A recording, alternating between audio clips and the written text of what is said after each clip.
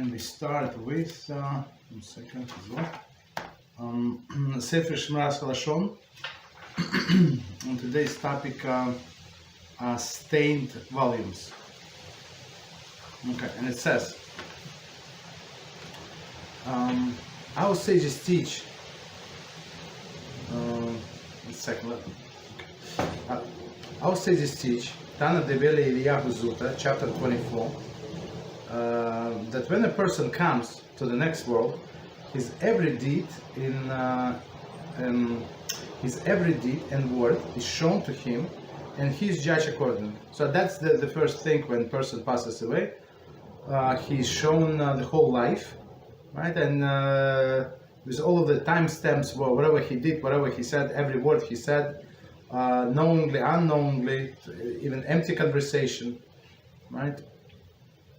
Everything is going to show to him. Picture a man who all his life zealously studied the pages of the Talmud each day. He anticipates that after his death, the thousands of pages that he has studied will be brought before the heavenly court, and will earn much reward.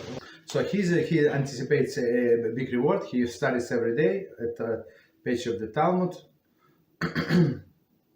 However, when he arrives, when the time does arrive, that the pages are brought out, he discovered much to his dismay that each page enveloped in a Ruach Hatumah.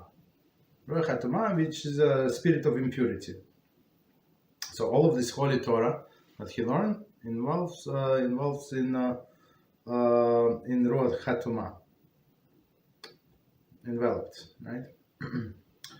That resulted from the disregard of the prohibition against speaking and accepting Lashon Hara.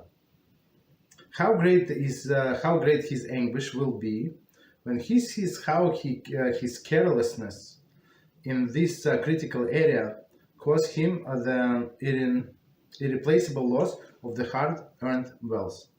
So as we know that when somebody speaks Lashon Hara, so he loses his merits.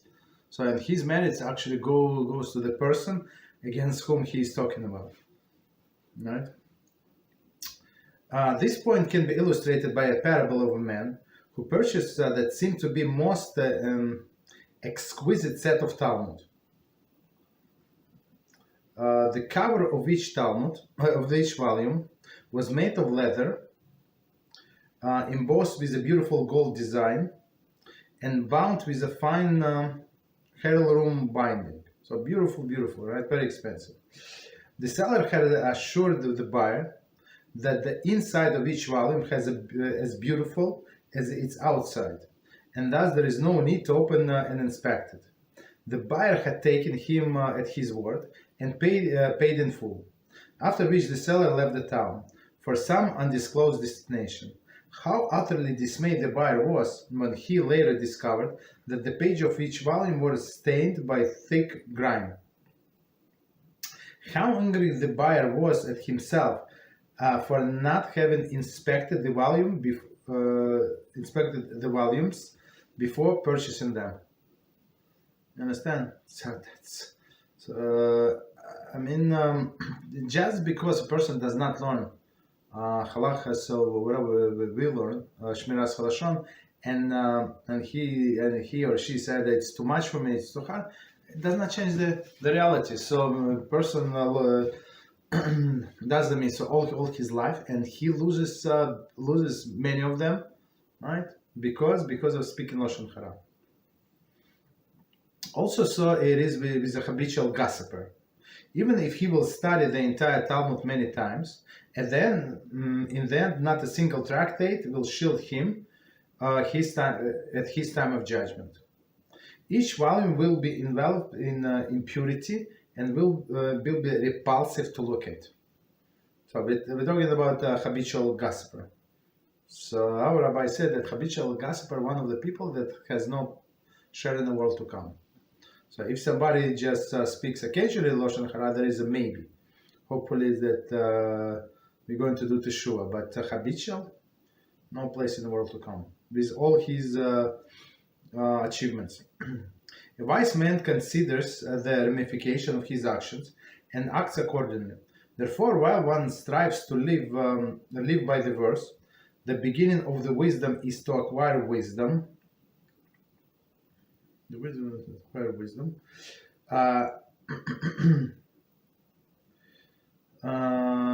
He must also strive to live by the comparison, by the companion verse. The beginning of the wisdom is fear of Hashem. That's from Mishle, I think. The beginning of the wisdom is fear of Hashem. Such approach is the key of good life in both worlds. For the Torah study For the Torah study is complemented by genuine fear of God, exceedingly beloved to Hashem. So Torah study together with fear of God. All right, stop here. No problem.